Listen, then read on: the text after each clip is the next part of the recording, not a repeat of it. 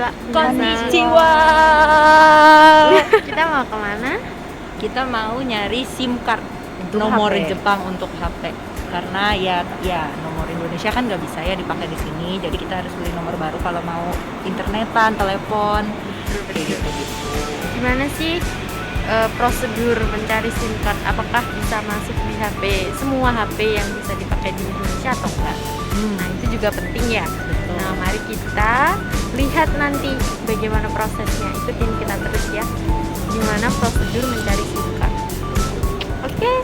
Iya teman-teman, jadi kita sekarang udah sampai di tempat yang jualan SIM card di Jepang. Nah ternyata begitu ditanya ke staffnya, itu nggak semua HP bisa, HP Indonesia, nggak semua HP Indonesia itu bisa dimasukin SIM cardnya Jepang kayak gitu. Nah kebetulan ya jadi plannya ya harus beli HP baru gitu di sini. Tapi kan teman-teman pasti mikir ya kalau beli HP baru tuh mahal, ya pasti agak mahal berat. Nah kebetulan waktu kita sampai di sini itu tuh lagi ada promo. Jadi ada paketannya kayak gini, itu udah bisa beli sama HP-nya. Jadi dapat HP, dapat internet juga sekalian sama kartu SIM card kayak gitu. Nah ini garis besar kayak gini pilihannya bisa teman-teman dilihat. Tapi ini juga kan lagi masa promosi, jadi kelihatan lebih murah dikit. Udah jadi kelihatan lebih murah teman-teman, di harga dari yang segini ada promosi jadi segini. Banyak pilihan paketnya. Jadi nanti teman-teman sebelum beli SIM card ada baiknya tanya-tanya dulu HP saya bisa dipakai nggak di Jepang, HP ini bisa diisi kartu SIM card di Jepang apa enggak kayak gitu. Nah kalau misalnya nggak ada atau nggak bisa dipakein SIM card Jepang HP-nya, mungkin teman-teman bisa tanya ada paketan yang udah dapat HP sekalian SIM card dan paket internet kayak gini apa enggak kayak gitu.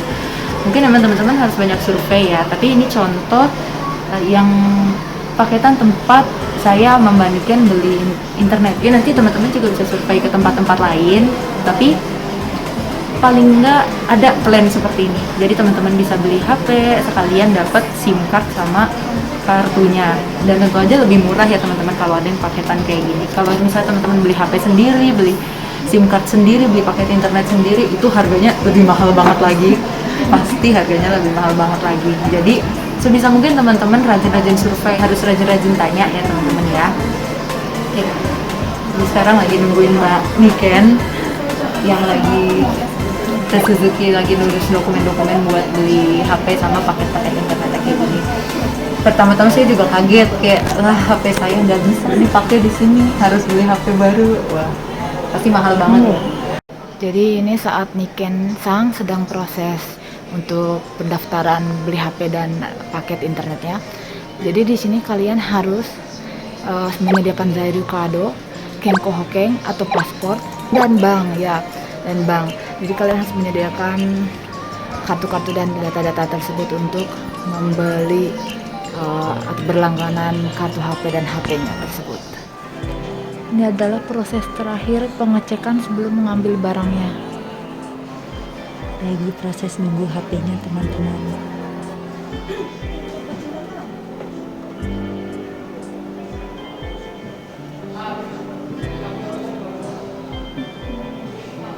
Itu pocket wifi-nya sedang dijelaskan. HP-nya sedang disetting, pengecekan sebelum diserahkan ke Niken Sang. Sekarang sedang mengisi email dan pengecekan lainnya setelah menerima HP-nya. Jadi kami sudah sampai di rumah. Tadi kami pergi ke kota untuk membeli handphone baru dan wifi pocket. Ya, jadi teman-teman ini kan tadi Mbak Niken udah ngajuin yang paketan internet itu untuk beli SIM card. Nah, ini sekarang kita juga sekalian udah beli pocket wifi. Jadi wifi yang bisa dibawa kemana-mana kayak ini contohnya. Ini pocket wifi-nya. Terus ini HP barunya, teman-teman. Karena HP-nya nggak bisa pakai SIM card sini ya, jadi harus beli kayak tadi yang diceritain di video di scene sebelumnya. Oke, gimana Mbak Niken? Ya ini wifi paketnya unlimited ya, jadi 1 bulan itu bayarnya cuma 4.800. Berapa giga itu? itu tidak ada giga-giga. Oh, unlimited soalnya Jadi ya. unlimited. Meskipun 1 bulan Sampai lebih. aku demo tetap speednya itu bakalan stabil. Jadi nggak jadi apa tuh namanya lemot gitu, nggak, karena dia unlimited. Terus kalau yang kita kan sebagai warga asing juga terdaftar kan kependudukannya di pemerintah dan lain-lain. Nah, untuk menjaga hal itu, kalau ada info-info dari pemerintahan dan lain-lain untuk mengecek kita, nah kita perlu bikin nomor Handphone di Jepang. Iya, karena HP saya tidak bisa dimasuki SIM card, jadi saya beli HP ini murah kok. Tadi saya cuma bayar Samyaku Sanjunie Karena Oke. 300. lagi promo karena lagi Golden promo. Week. Nah, tapi ini per bulannya untuk ini kan sistemnya kredit ya HP-nya ini sekalian sama SIM card-nya. Jadi 1 bulannya itu cuma terkena 1.300 yen. Setiap bulan itu bayar segitu plus Wifi Pocket. Kalau Wifi Pocket ini kan bisa sama Nadia karena saya tinggal sama Nadia. Jadi bisa di Bagi 2. Hambuni wake taremasu. Tapi ini tenang, bayarnya bukan pakai kartu kredit tapi bisa pakai debit. Pakai Ginko Koza, Ginko Koza. jadi pakai rekening bank, tidak perlu kartu kredit. Oke. Itu teman-teman. Ya mungkin sedikit saran aja dari kami kalau misalnya teman-teman lebih memilih untuk pakai pocket wifi, walaupun teman-teman juga pasti butuh SIM card Jepang ya karena butuh pakai nomor Jepang.